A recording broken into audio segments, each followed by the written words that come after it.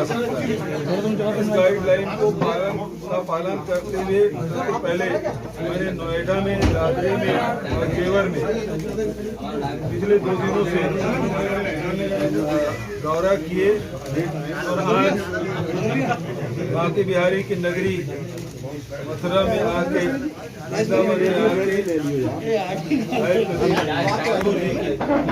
चुनाव प्रचार में भी घर घर जाके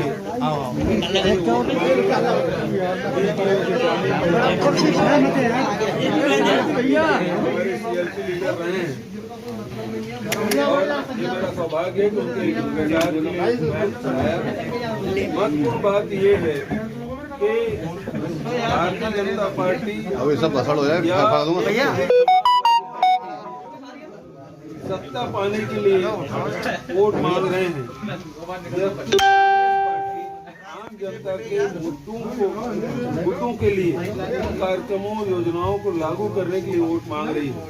चाहे वो किसानों को 2500 रुपया क्विंटल में धान और गेहूं खरीदने की बात हो, चाहे ऋण माफी की बात हो, चाहे 400 रुपये क्विंटल में गन्ना खरीदने की बात हो, चाहे वो आम जनता के इलाज के लिए हो, चाहे वो नौजवानों को 20 लाख लोगों को रोजगार देने की बात हो, चाहे आधी आबादी महिलाएं हैं, उस लोगों की प्रियंका जी ने लड़की हूँ लड़ सकती हूँ, तो आम लोगों को शक्तिशाली बनाने के लिए, आम लोगों को ताकत देने के लिए कांग्रेस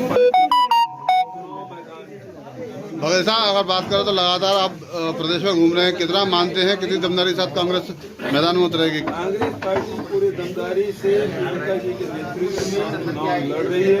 पिछले 1.5 साल से जब से प्रियंका जी यहाँ की प्रभारी नियुक्ति हुई है, तब से संगठन को मजबूती देने का काम कर रही है और उस संगठन के माध्यम से आम जनता के मुद्दे की लड़ाई वो लड़ रही है। चाहे वो किसानों की बात हो, चाहे दलितों की बात हो, चाहे जो बलात्कार की बात हो, हर वर्ग की लड़ाई। भाजपा नेता लगातार आरोप लगा रहे हैं कि कांग्रेस आईसीयू में है। अभी तो उनकी हालत खराब हो गई है। अब सवाल इस बात का है कि वो चुनाव योगी आदित्यनाथ के नेतृत्व में लड़ रहे हैं, क्योंकि उसी के मंत्री उस पर सवालिया निशान उठा रहे हैं। उन्हीं के मंत्रिमंडल के सहयोगी जो 5 साल उनके साथ रहे हैं, उनको छोड़ के जा रहे हैं, विधायक छोड़ के जा रहे हैं। यहाँ भी पता चला कि कोई शर्मा जी है, वो भी पार्टी छोड़ दी है।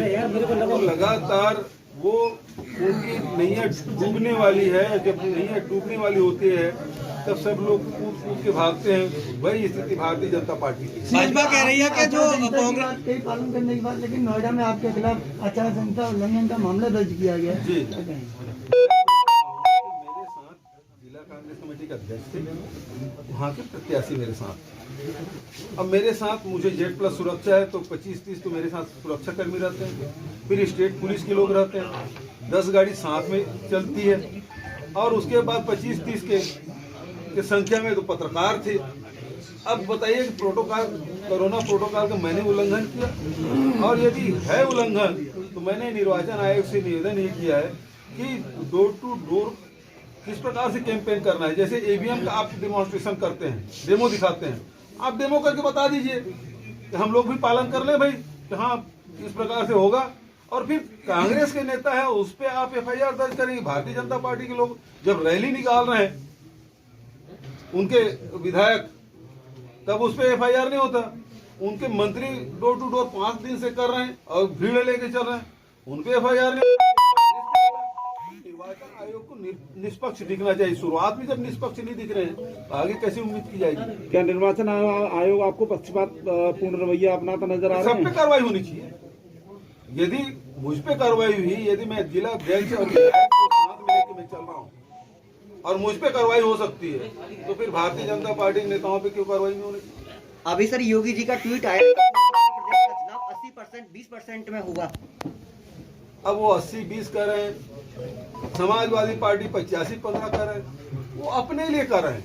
वही तो मैं कर रहा हूँ। कांग्रेस है वो आम जनता की लड़ाई लड़ रही। इसमें 80% वर्सेस 20% कौन से लोग कर पाएगी उत्तर प्रदेश में, खासकर बहुत बढ़िया प्रदर्शन करेगी। कितनी सीटों की संभावना जता रहे हैं आप? देखिए चौंकाने वाले रिजल्ट आएंगे।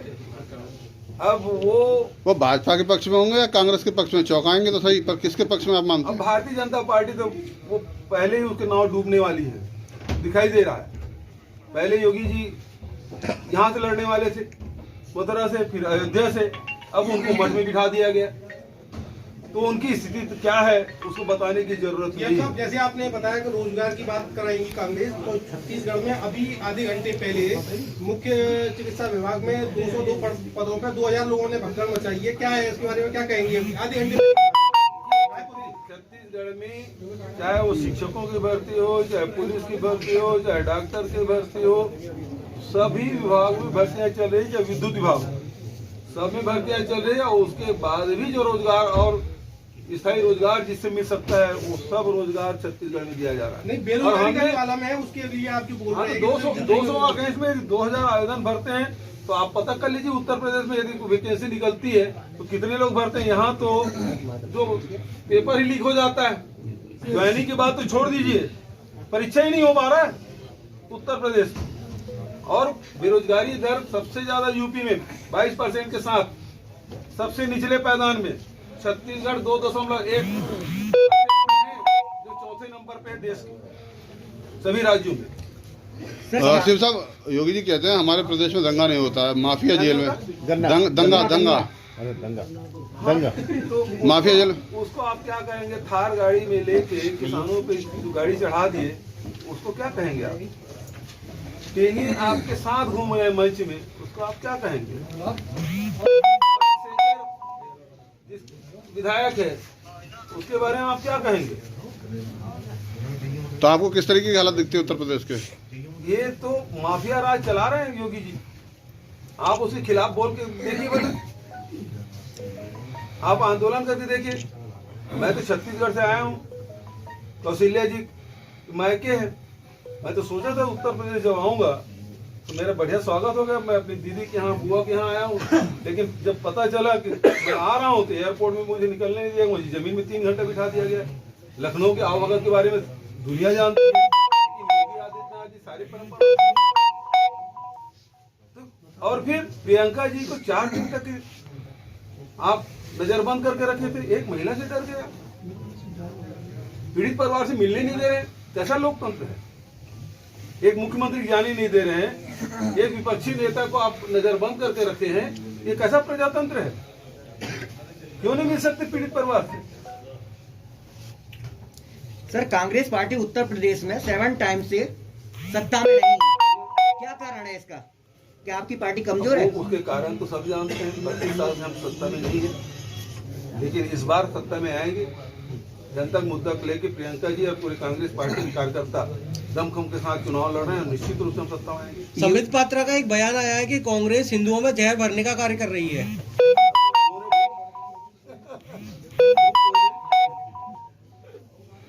योगी जी फ्री राशन बांट रहे हैं, केजरीवाल फ्री बिजली बांट रहे हैं, प्रियंका जी स्कूटी फोन बांट रही है, और नेहरू जी का नारा है कि आराम हराम है। इसके बारे में क्या विचार है आपका?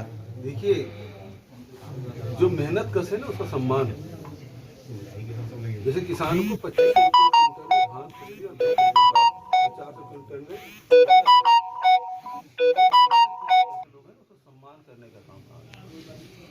महिलाओं को आगे बढ़ाने के लिए उसकी जरूरत है। आज तो स्मार्टफोन की, आज उसे लैपटॉप की, लड़कियां कहाँ पहुंच गई, हमको उसको बढ़ावा देना है इसके लिए। भूपेश बघेल जी, और जहाँ तक की जो बात कर रहे हैं आप, तो भोजन अधिकार, शिक्षक अधिकार, रोजगार प्राप्त करने का अधिकार, ये कांग्रेस ने ही, यूपीए सरकार ने इसे एक्ट बनाया। डबल इंजन की सरकार कहती है उन्होंने विकासी गंगा बहा दी है, सड़कों से सड़कों को जोड़ दिया, विकास चल रहे हैं। वो एक इंजन इधर है, एक इंजन इधर है, दोनों तरफ खींच रहे हैं। मैं जेवर में गया था, वहाँ किसानों को मुआवजा नहीं मिला है। वो जिस घर में थे उसको तोड़ दिया गया, वहीं पन्नी बना के ठंड में वो लोग निवास कर रहे हैं। ये स्थिति जेवर की है, जिसके एयरपोर्ट की शिलान्यास करने प्रधानमंत्री जी आए थे। मुआवजा तक नहीं मिला है, किसान आंदोलन है। प्रधानमंत्री तो ये कहते हैं कांग्रेस और प्रधानमंत्री की हत्या कराना चाहती है। बहुत दुर्भाग्य की बात, प्रधानमंत्री जी गए दिल्ली से जब उड़े, तो क्या उनके विभाग के अधिकारियों को पता नहीं था कि मौसम खराब है? और वो जब वहां नहीं पहुंच पाए, बाई रोड निकल गए। जब पता चला कि वहाँ 70,000 कुर्सियों में केवल 700 लोग बैठे हैं, तब फेस सेविंग के लिए वो वापस आए और उन्होंने बयान दिया मैं सुरक्षित रहा, सुरक्षित वापस जा रहा हूँ। इसके लिए मुख्यमंत्री का धन्यवाद। जो देश का प्रधानमंत्री अपने आप को असुरक्षित महसूस कर रहा है तो देश को क्या सुरक्षा प्रदान करेगा, सीमाओं क्या सुरक्षा करेगा, आम जनता की सुरक्षा क्या करेगा। सर राहुल गांधी की जयपुर में रैली हुई थी जिसमें हिंदुत्व के ऊपर हिंदुत्व क्या चीज है, हिंदू अलग है कि हिंदुत्व अलग है? देखिए, हिंदुत्ववादी की बात उन्होंने कही, एक बात समझना चाहिए। कांग्रेस के जो विचारधारा है और आरएसएस और बीजेपी की विचारधारा है, इसको स्पष्ट रूप से समझना होगा, खासकर नौजवान पीढ़ी को। कांग्रेस है वो परंपरा से चले, सनातन से चली हुई जो हमारी परंपरा है उसको मानने वाली है, वही हमारा राष्ट्रवाद है, वही हमारे हिंदू धर्म है। और वो चाहे वैदिक काल हो, चाहे वो बौद्ध काल हो, महावीर का काल हो, चाहे वो काल आदि शंकराचार्य का हो, चाहे वो सूर के हो, चाहे तुलसी के हो, चाहे कबीर के हो, गुरु नानक के हो, ये परंपरा, चाहे वो रामकृष्ण परमहंस की परंपरा, उसका प्रतिनिधित्व कोई करता है तो महात्मा गांधी, ये परंपरा कांग्रेस की है।